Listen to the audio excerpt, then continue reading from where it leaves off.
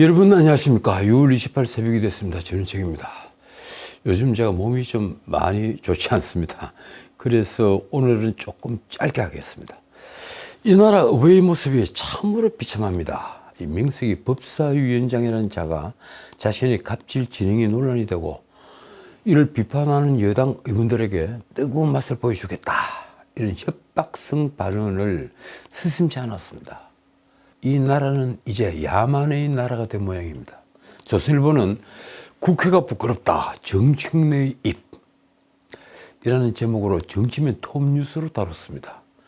신문이 박스 기사로 처리를 한 과거 정청래의 막말 가운데 정청래가 그냥 전원책을 공격한 말도 있더군요. 깜짝 놀랐습니다. 하긴 정청래가 저를 공격한 게 한두 번 있었죠. 정청래는 6월 20일 민주당 단독으로 연 법사위의 최상병 특검법 입법청문회에서 제복을 입은 장군들을 모독했다고 하여 논란을 빚었습니다. 제가 보기에도 이건 선을 넘었습니다. 제가 이 방송에서도 한번 취급을 했죠. 결국 국민의힘은 정청래를 국회윤리위원회에 제소하기로 했습니다. 청문회 당시 정청래는 위원장인 내가 그렇게 생각한다는데 어디서 그런 버릇을 배우느냐, 이러는 등 여러 폭언을 하면서 출석한 증인들을 10분간 회장 밖 복도에 나가 있으라고 이른바 퇴장 명령을 내리는 등 아주 고압적인 청문회 진행을 했습니다. 박지원은 한 발 들고 손 들고 서 있으라, 이런 식의 모멸적인 발언으로 이런 정청래를 거들었습니다. 국민의힘 배준영 원내수석 부대표는 26일 정청래를 국회윤리위에 제소할 방침이라며 이런 고압적 태도에 분노를 금할 수 없다고 했습니다. 제가 전에도 말씀드렸지만 선진민주정에서 이런 일이 벌어졌다면 어떻게 됐을까요? 아마도 정청래, 박지원 두 의원은 대국민 사과를 하고 어쩌면 의원직 사퇴를 했을지도 모를 일입니다. 그런데 말입니다, 이 같은 말들은 이 고압적 태도 이전에 군을 모독한 것입니다. 정청래는 제가 지난 방송에서도 언급을 했지만 국민의힘 유상범과 의사일정 문제로 다투다가 이렇게 말했습니다. 그런데 성함이 어떻게 되느냐, 국회법 공부 좀 하고 오라. 정청래는 설마 이런 말을 유머로 생각하지는 않았겠죠. 유상범은 이를 맞받아서 공부는 내가 좀 더 잘하지 않았겠느냐라고 말하면서 법사위는 곧 파행을 빚었습니다. 당사자인 정청래가 SNS에서 나의 진행에 불법적 요소가 있었다면 국회법 몇 조 몇 항을 위반했는지 지적을 하라며 한 말이 이렇습니다. 의사진행 방해에 대해 윤리위 제소 검토 및 국회 선진화법 퇴거 불응죄로 고발할지도 검토를 하겠다. 참 대단합니다. 이러고 보니까 국회 선진화법을 만들었던 분들이 누구죠? 정청래는 사과하지 않으면 앞으로 뜨거운 맛을 보여주겠다, 이렇게 말을 하면서 국민의힘 전원을 제소 검토하겠다, 한번 붙어보자고도 했습니다. 참 기가 막힙니다. 군인을 그리고 군복을 조롱하고 이 능멸한 정청래가 군대를 면제받았다는 사실이 우리를 슬프게 합니다. 자, 총선에서 집권여당이 대패한 지 벌써 2달 반이 지났습니다. 어제 신문 인터넷판에 나온 대구시민의 말이 이렇습니다. 국민의힘은 총선 전이나 지금이나 몸을 사리고 있지 않나. 변한 게 없다. 답답해서 뉴스도 안 본다.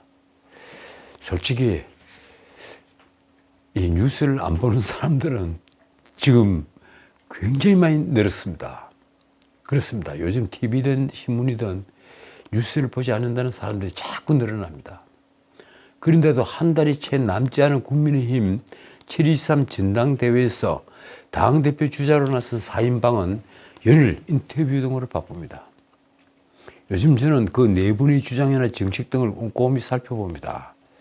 과연 이분들이 우리들의 리더인가 살펴보고 있습니다. 그런데 그들이 내세우는 미래 비전 가운데 눈에 띄는 게 없습니다.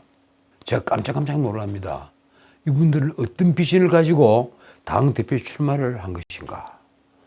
솔직히 나경원이 내세운 핵무장론 정도가 지금 관심을 끌고 있다고 할까요? 20년 전이죠. 저는 국회 토론회에서 북핵을 제어하기 위해 우리 국회가 핵무장 결의안 정도는 내야 한다는 주장을 했습니다. 그러면 핵 도미노를 겁을 내는 중국이 일본이 핵무장을 피하기 위해서라도 북핵을 막을 것이다. 지금 북핵을 막을 권력은 중국밖에 없습니다. 제가 그런 토론을 한 얼마 뒤에 정몽준 의원이 제게 연락을 했습니다. 그래서 정몽준 의원에게 제가 핵무장 결의안에 관해서 설명을 드렸고, 정몽준 의원은 핵무장론을 국회에서 주장을 한 바 있습니다. 그러고 보니 나경원이 핵무장론은 시의적절했습니다. 때마침 국민 10명 중에 6명은 북한이 핵을 포기하지 않는다면 우리도 핵을 보유해야 한다는 주장에 찬성하는 것으로 나타났습니다. 우리 국방을 위해 주한미군 주둔과 핵무기 보유 중에 하나를 선택하는 질문에는 핵무기 보유를 택한 응답자가 주한미군 주둔이라고 답한 비율보다 높았습니다. 이거 아주 놀라운 기록입니다. 통일연구원은 27일 이 같은 내용이 담긴 2024 통일의식조사 결과를 발표했습니다. 이 해마다 하는 발표죠. 워싱턴에서도 지금 한국의 핵무장을 지지하는 조야의 의견들이 계속 늘어나고 있습니다. 자, 그런데 국민이 몸을 사리고 있다고 하는 것은 무슨 의미일까요? 집권 여당이 몸을 사리고 있다. 쉽게 말해 집권 여당 주자로서 할 말을 못하고 있다는 것입니다. 그건 용산의 윤석열 대통령에 대한 말일 수도 있고 야당 이재명의 사법 리스크에 대한 말일 수도 있습니다. 그리고 또 전 정권인 문재인에 대한 것일 수도 있습니다. 국민이 보기에 무엇 하나 답답하지 않은 게 없으니 말입니다. 용산에 대한 말은 용산이 보수의 짐이 되지 않아야 한다는 것입니다. 그건 바꿔 말하면 최상병 특검과 김건희 여사 특검 문제이기도 합니다. 저는 처음 최상병 특검 문제가 불거졌을 때 특검 선정의 중립성만 보장이 된다면 특검을 받아야 한다고 주장했습니다. 이 말이 무슨 말인가 하면 지금 민주당의 특검 법안대로라면 변협에서 특검 후보로 4명을 추천을 하고 그중에 대통령이 소속되지 않은 교섭단체, 그건 우리나라에 민주당밖에 없습니다. 민주당에서 2명을 추천하도록 그렇게 되어 있습니다. 쉽게 말하면 특검을 민주당 마음대로 뽑겠다는 것입니다. 그건 말이 되지 않죠. 그래서 특검의 중립성만 보장이 된다면 나는 받는 것이 옳지 않겠느냐. 특검을 해봤자 별 대단한 결과가 나오지 않을 테니 말입니다. 만약 윤석열 정부가 최상병 특검과 김건희 특검을 받는 대신에 문재인 특검, 김정숙 특검을 밀어붙이고 아닌 말로 김혜경 특검까지 밀어붙인다면, 그리고 이재명에 대한 수사와 재판을 법대로 신속하게 처리하자고 나선다면 국민은 누구 편에 설까요? 나는 국민이 윤석열 정부 편에 설 것이라는 것을 확신합니다. 나는 왜 윤석열 정부와 국민의힘이 이 대승의 길이자 정의로운 길을 마다하는지 이해하지 못합니다. 우리 모두가 집권 여당과 윤석열 정부에 가지고 있는 의문은 아주 간단합니다.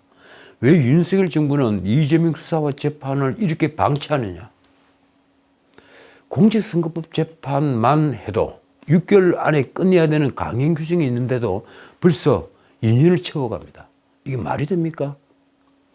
왜 문재인 정권이 적폐청산에는 윤석열 정부는 눈을 감고 있는 것인가?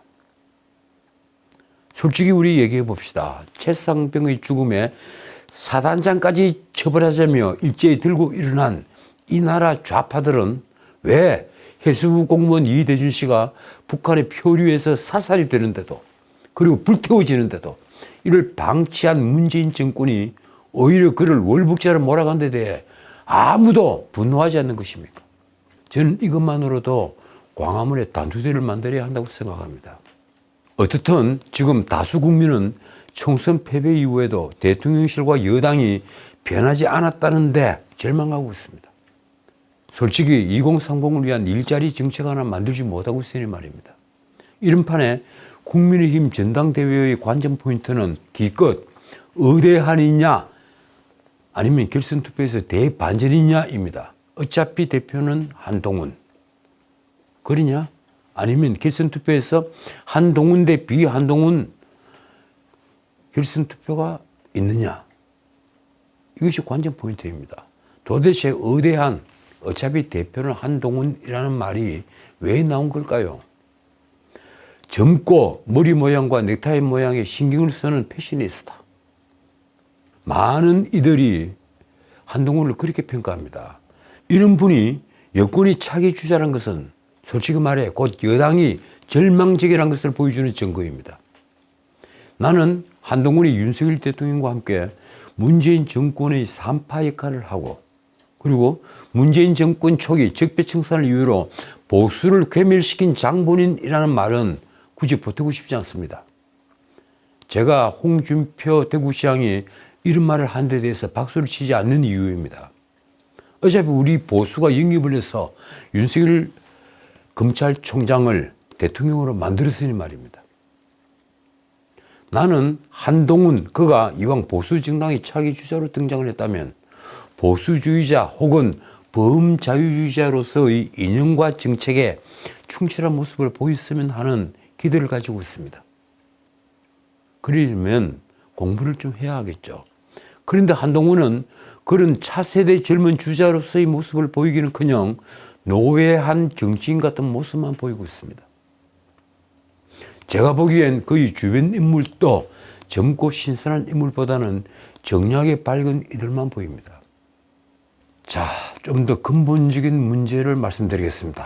이 왜 집권 여당에는 이재명 정치의 아주 근본적인 문제, 청년수당이니 기본소득이니 하는 포퓰리즘을 제대로 비판하는 이들조차 보이지 않는 것입니까? 어제 진보좌파 신문인 경향신문 일면을 보다가 깜짝 놀랐습니다. 그 경향신문 일면에는 2024 경향포럼의 기사가 실렸습니다. 헤드라인이 이렇습니다. 이 포퓰리즘 정치 양극화, 민주주의 위협. 제가 깜짝 놀란 이유는 우리나라 좌파 신문에서 이 포퓰리즘 정치를 공격을 한 것입니다. 포럼에 참여한 힐러리 클린턴을 비롯한 인사들은 하나같이 포퓰리즘을 민주주의의 적으로 간주했습니다.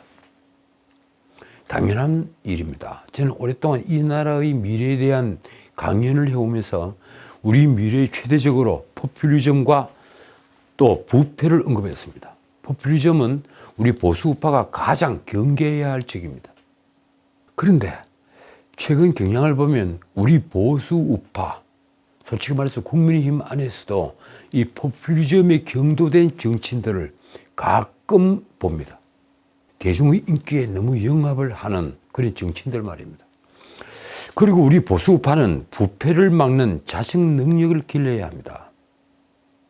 그런데도 지금 윤석열 정부는 50억 클럽에 대한 밟은 세군조차 하지 못하고 있습니다. 대한민국 검찰이 언제부터 이렇게 주눅들어 있었던 것입니까? 더욱이 대통령이 검사 출신인데 말입니다. 50억 클럽만 제대로 수사해도 대장동 게이트의 모든 진상이 드러납니다. 대장동 게이트의 뒷배가 모두 다 50억 클럽 안에 있습니다. 그렇지 않습니까? 게다가 이 나라 사법 질서를 진흙탕으로 만들어버린 대법원 재판 거래 의혹도 말끔하게 씻어질 것입니다. 대장동 게이트 핵심 사기꾼이 김만배가 대법관 권순일의 방을 일주일마다 방문을 했고 그 결과 2심에서 벌금 300만 원을 선고받았던 피고인 이재명의 공직선거법 위반 사건이 무죄 취지로 파기환송되었다면 이건 여사 문제가 아닙니다. 이런 재판거래 의혹을 묻어둔다면 지금처럼 묻어버린다면 이후의 대법원 판결에 누가 승복하겠습니까? 저는 이 재판거래 의혹은 반드시 캐내야 된다고 생각합니다. 그러지 않고는 대한민국은 더 앞으로 진전하지 못합니다. 이 사건은 전에도 말씀드렸다시피 이 나라 국기를 흔든 사건입니다. 또 하나 말씀드릴 것은 50억 클럽 사건의 본질은 정관 여부라는 겁니다. 이 나라의 전직 총리, 그리고 장관들, 청와대 비서관 행정관들, 그리고 권력기관에 있었던 아닌 말로 국세청, 관세청, 금감원, 공정위 이런 권력기관에 있었던 사람들이 법률회사에 취업을 해서 몇 억씩 연봉을 아니 몇십억씩 연봉을 받았다는 사실은 뭘 말한 걸까요? 그들이 브로커였거나 좋게 말해 로비스트였다는 사실을 보여주는 것입니다. 이런 일이 대명천지에 벌어지는데도 권력이 힘없는 사람들이 별것 아닌 범죄만 수사를 하고 그리고 감옥에 보낸다는 사실이 우리를 슬프게 합니다. 자, 오늘은 제가 말씀드렸습니다만 이 몸이 좀 좋잖아. 여기까지만 하겠습니다. 이 민주당 전당대회는 8월 18일입니다. 이 전당대회는 이재명 한 사람을 위한 잔치입니다. 이재명이 차기 당대표 선거에 단독 입후보를 해서 연임할 것이 확실시 되면서 솔직히 민주당 전당대회 흥행은 물 건너갔습니다. 컨벤션 효과도 당연히 없을 것입니다. 결국 이재명이 단독 출마하게 되면 경선은 없을 테니 말입니다. 이 때문에 전당대회 준비위는 이재명이 단독 출마를 할 경우에 찬반 투표를 할지 혹은 추대 형식으로 할지를 고민하고 있습니다. 최고위원 선거도 출마 의사를 밝힌 인사들이 모두 친명일색입니다. 그래서 누가 더 찐명인가 이걸 다투는 정도입니다. 어떻든 민주당 전당대회는 지금 민주당과 이재명이 이 나라 민주주의를 얼마나 망가뜨리는지를 보여주는 산증거가 되고 있습니다. 지금까지 전인식이었습니다.